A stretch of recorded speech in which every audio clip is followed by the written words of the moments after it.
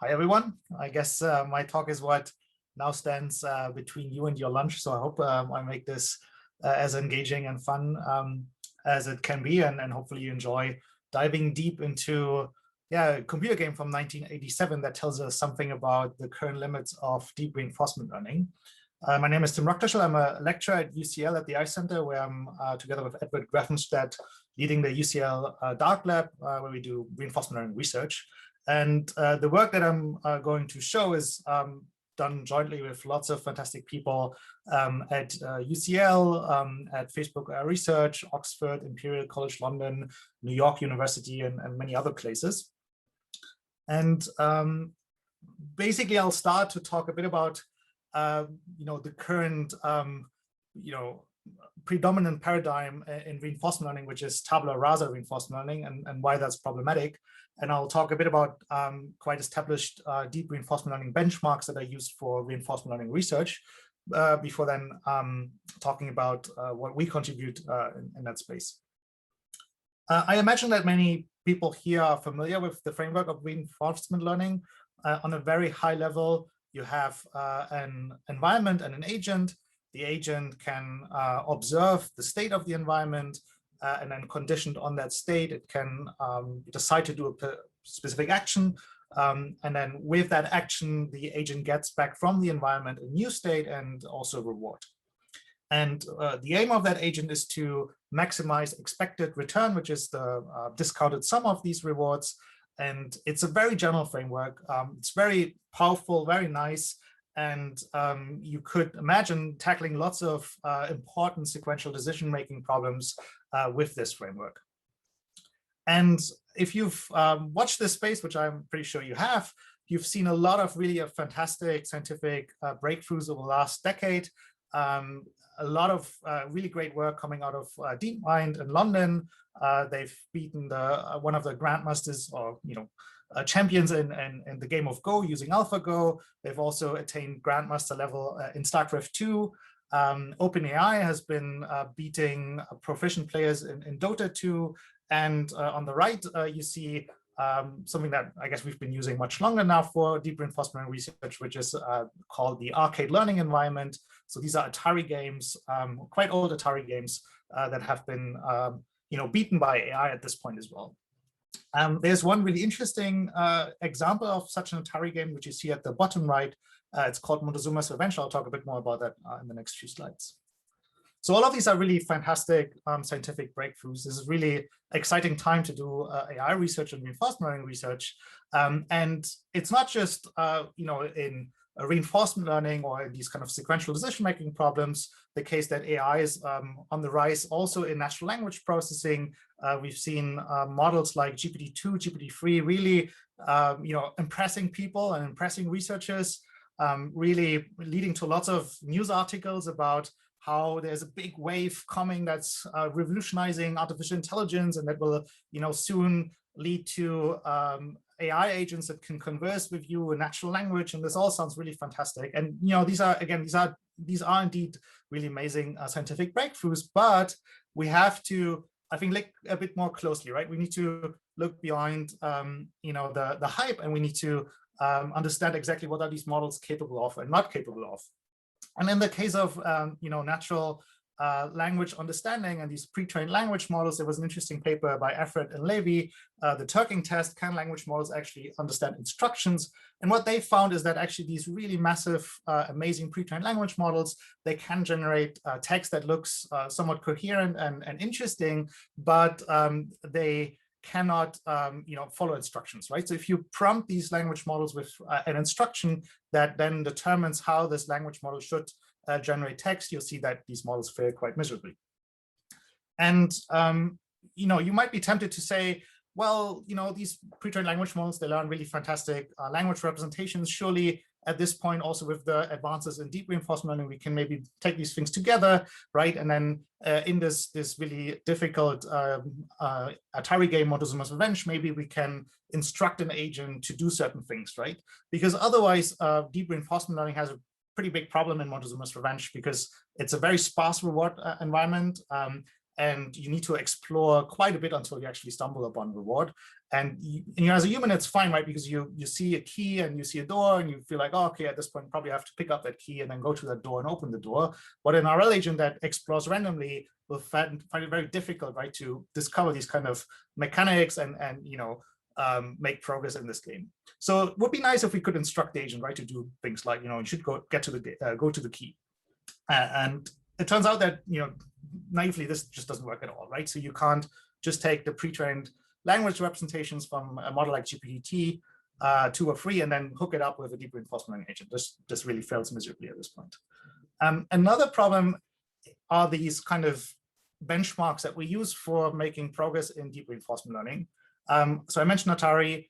The problem with Atari is that it's has a really tiny action space, right? So you have something like 18 actions. Some of them are even redundant.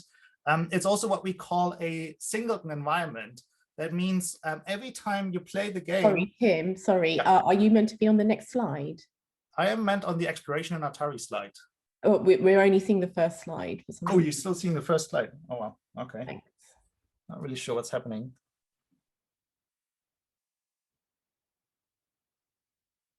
Sorry, which slide are you seeing? Only the first one. Okay, there's something with my sharing. It's not working. Let me see. Do you want to stop sharing and try again? Yeah, let's do that. Oh, now we can see, but not the full screen version. It says reinforcement learning. Yeah. Okay, that's not ideal, but I guess we'll do the trick. Okay, sorry. So you were still stuck on this slide basically all the time? Yes.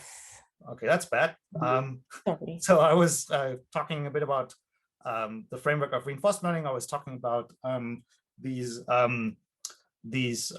fantastic breakthroughs in deep reinforcement learning. I was also talking about pre-trained language models, and we were then talking about instruction following, how that is still a problem. And now we're on this slide, where I was talking about problems of these Atari games and using them for reinforcement learning research, in that they have a tiny action space, but also they're what we would call a singleton environment.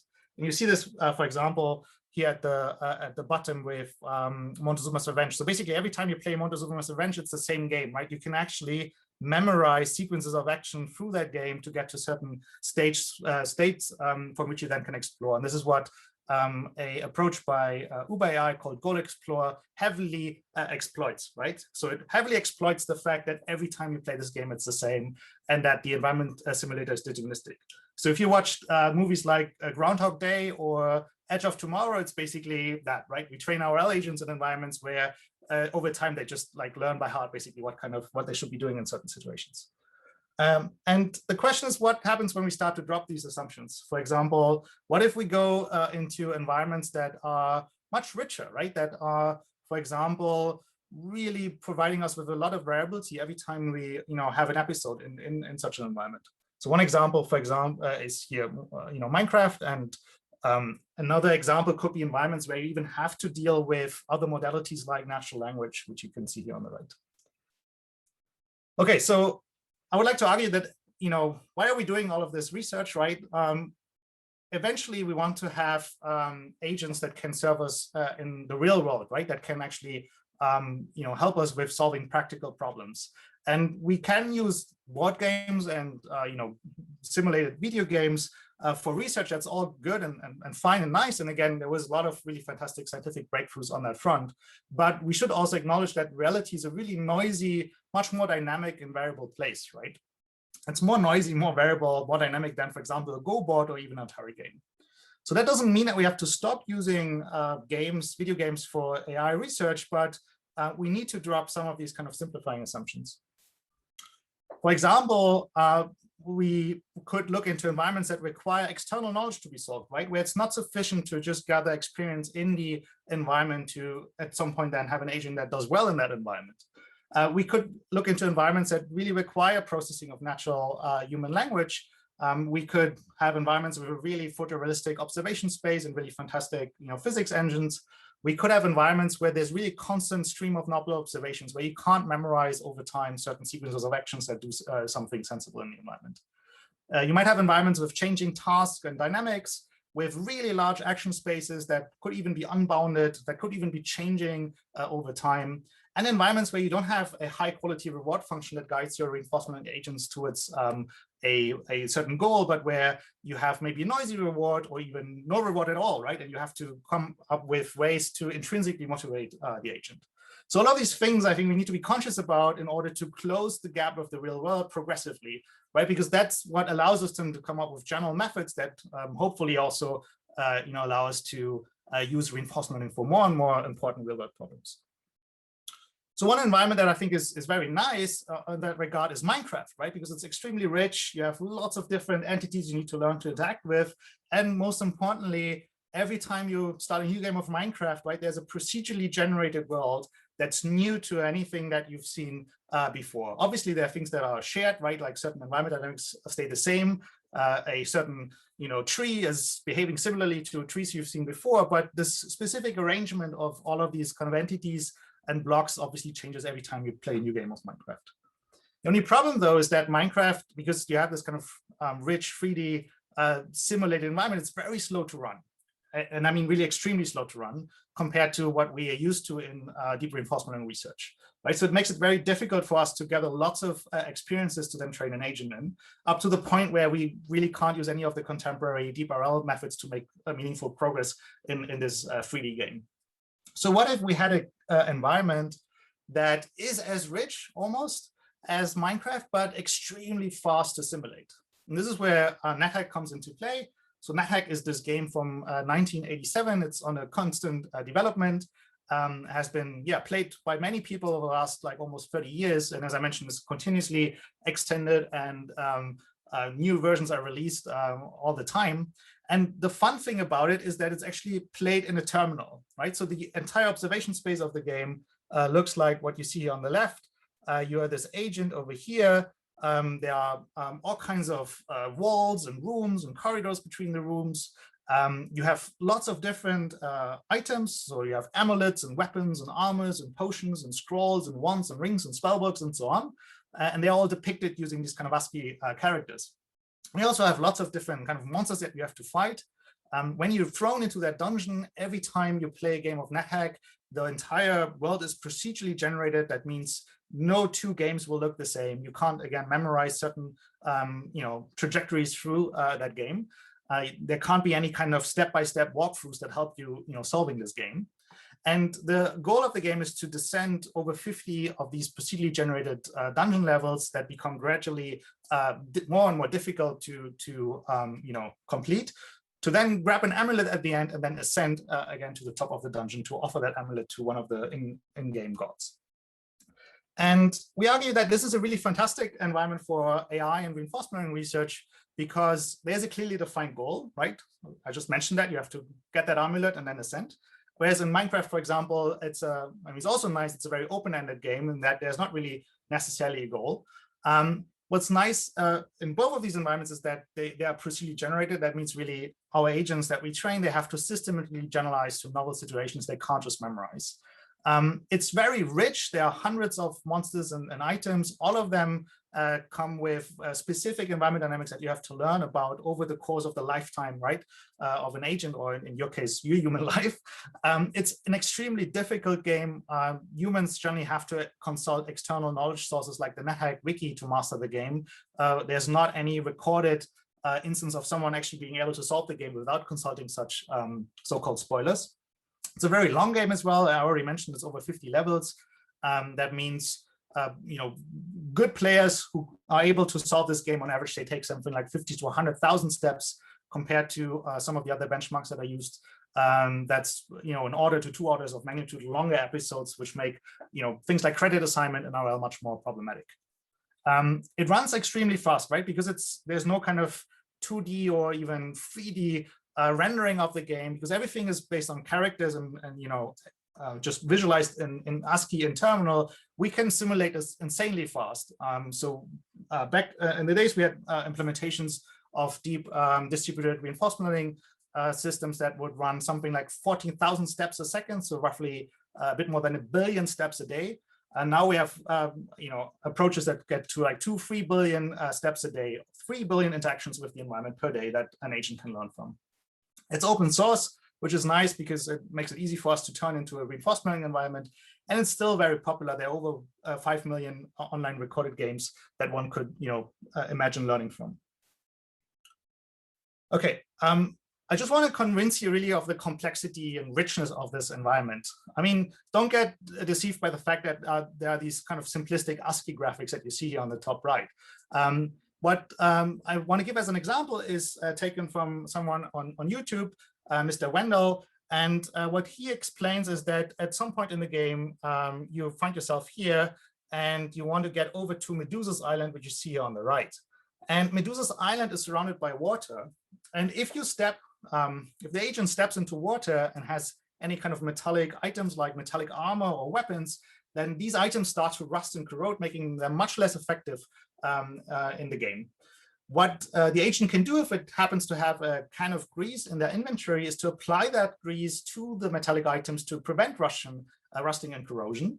They can also apply that kind of grease to a sack or bag that they might have in the inventory, and that makes these bags or sacks a waterproof container. So then they can put all their spell books and scrolls into that sack so that they don't fade away when they step into water. When they move through the sea, there can be a sea kraken that can grab the agent and then drown the agent. And because it's the game is not just procedurally generated, but also features what in the gaming industry we would call instant death.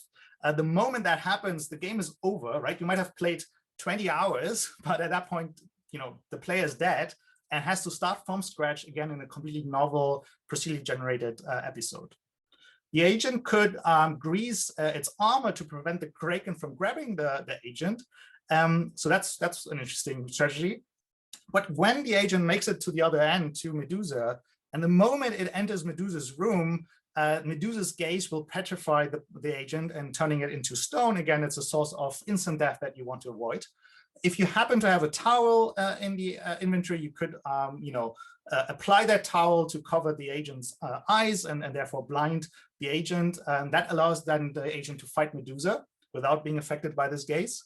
If you happen to have a mirror in the inventory, you could also apply that mirror to Medusa so that she will be turning herself into stone.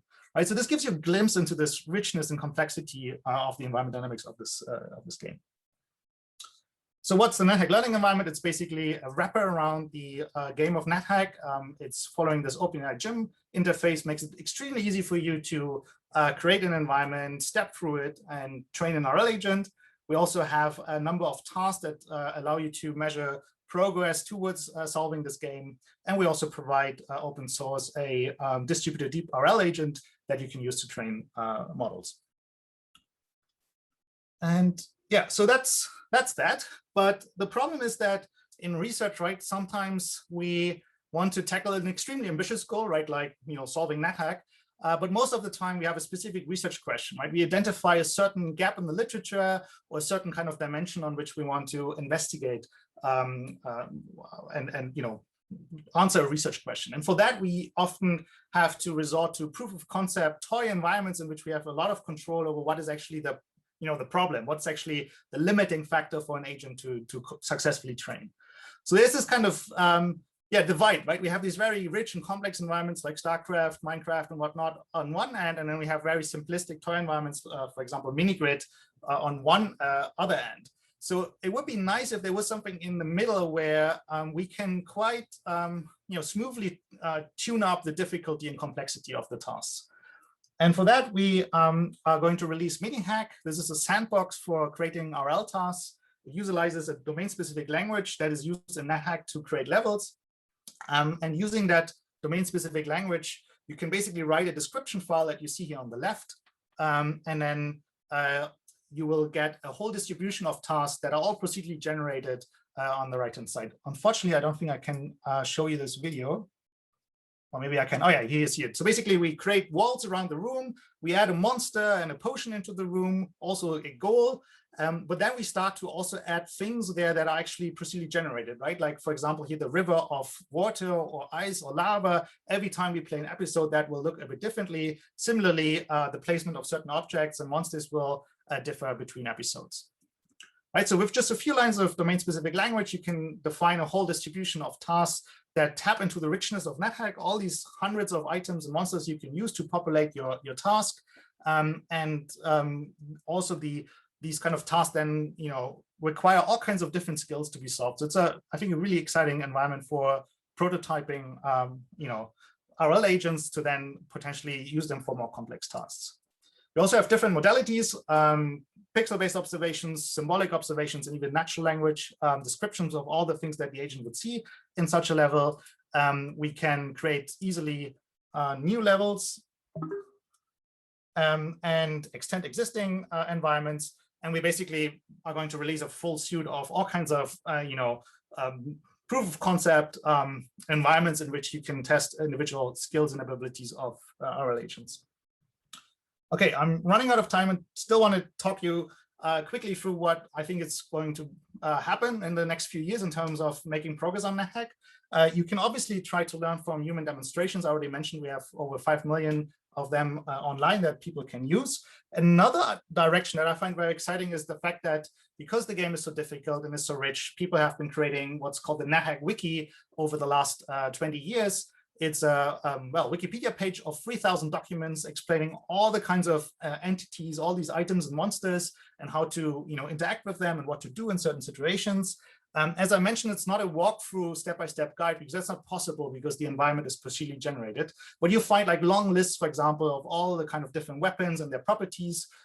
You'll find also strategic advice for individual entities, monsters, and items with info boxes, as well as high-level strategy that tells you a bit how you should be interacting with these monsters, as well as finally a pointer to how these dynamics are implemented in the C code base of NetHack. So you could potentially also learn to condition on that. And what we provide with MiniHack is a really easy interface. So for everything the agent sees in a level, we get this natural language description, and we can also then retrieve the NetHack Wiki page that you could potentially use to condition an RL agent on. We are organizing the NeurIPS 2021 NetHack Challenge. This is currently ongoing. We're still accepting submissions for another month. I think it's going to be very exciting because we allow both deep RL agents to be submitted as well as symbolic agents. So, agents that people code up by hand. So it's going to be an interesting kind of battle between kind of neural approaches on one hand and symbolic approaches on another hand. We're also very lucky that we have sponsorship by Facebook, our research, and DeepMind. So there's going to be a prize pool of $20,000 where people can compete over. And we have individual tracks for example, the neural methods versus the symbolic methods. We also have a specific track if you submit an agent from academia without necessarily massive computational resources. So yeah, to conclude, I think it's a really exciting time for AI research beyond scaling up existing ideas. I think we need to think of develop models that can condition on common sense domain and world knowledge that might be written down in natural language. And I think we're really at a critical, exciting crossroad where RL and NLP is intersecting in emerging projects. So I'm really excited to see what's going to happen in that space. And also I'm particularly excited to see what's going to happen with the NetHack competition at NeurIPS. So with that, sorry for going over time, and thank you for listening. I'm happy to take any questions. Thanks, you made good time, I think. If anyone's got any questions, can they put them in the Q&A? If there are no questions, we will break for lunch and we return at 1:30 with the panel on entrepreneurship at the AI Center.